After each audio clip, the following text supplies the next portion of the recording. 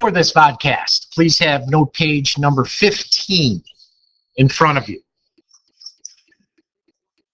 Okay, the first installment of the functional groups off of table R is going to be the halides. They're also known as halocarbon. Now, back on page 12, you can see our chart, table R, and what we're going to focus on with this vodcast is just the halide to halocarbons. So a functional group that might branch off of this hydrocarbon could be one of the halides. And remember, the halides are the elements that are found in group 17. So you might see the branch off of a fluorine, a chlorine, a bromine, or an iodide coming off of the hydrocarbon. The general formula would be R, which represents, and it tells you this at the bottom of the table, R represents a bonded atom or group of atoms. All right, so what you might have is the rest of the organic molecule, but the X is going to represent where the halogen is going to branch off. So as you can see in the example, we're dealing with 2-chloropropane. You can see the chlorine has branched off of the second carbon atom within this organic compound known as a halide. Now, let's get a little bit deeper into our conversation here with halides. So what you have is one or more hydrogen atoms on a halo or hydrocarbon is replaced with a halogen. Once again, group 17 elements. Can be fluorine, chlorine, bromine, or iodine.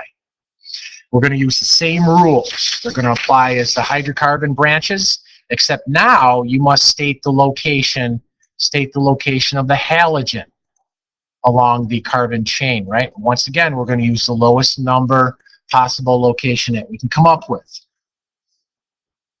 Right? They also contain branches too. You'll see this as well. So those are going to be the same rules in naming from before. All right.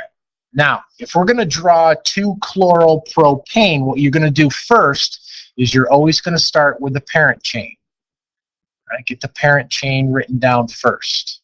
So we got propane, so we're dealing with 3 carbon.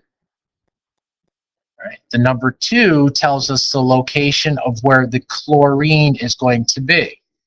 All right, regardless of which direction you go in, you got 1 here, 2 here, 3 here to identify our carbons. All right, so what we're going to do at the second position, we're going to branch off, and that's where our halide is going to be located. In this case, it's going to be the chlorine. And then everything else is kind of filled in with the hydrogen atoms. Right, so there's 2-chloropropane. Now, if we were to go ahead and if we're given a structure itself and we want to name this, what we're going to do first is identify where the halide is. All right, if we number 1, 2, 3, that's our longest parent chain. All right, our second step is to locate where the halide is. Let's add that. Location of the halide. Right, in this case, it's found in position 2 off the second carbon. Right, make sure you name the halide that you're using as well. In this case, it's fluoro. So 2-fluoro. All right, the next part is to identify any branches that may be present. And we have one here in this example. So branches, here's our branch. All right, make sure you identify the branch after the location of the halide.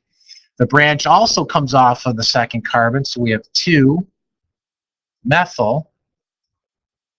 And we finish up with our longest possible parent chain, which in this case is 1, 2, 3, propane. Propane. All right, our third example. We've got 2,2,3 trichlorobutane. Butane has 4 carbons in it. Let's get that written out first, right? Carbon chain written first. There's our 4 carbons. Now located at position 2 twice and position 3 are the chlorines. So here we go. We're going to number this way. 1, 2, 3, and 4. All right, so 2, 2. So there's one of the 2s, chlorine. There's our second chlorine. So that's done. That's done. Third chlorine is going to come off of position 3. Trichloral, 3 chlorines, perfect. Butanes, we finish everything else up here with hydrogen atoms coming off to show that each carbon atom has 4 bonds. Finish up like that.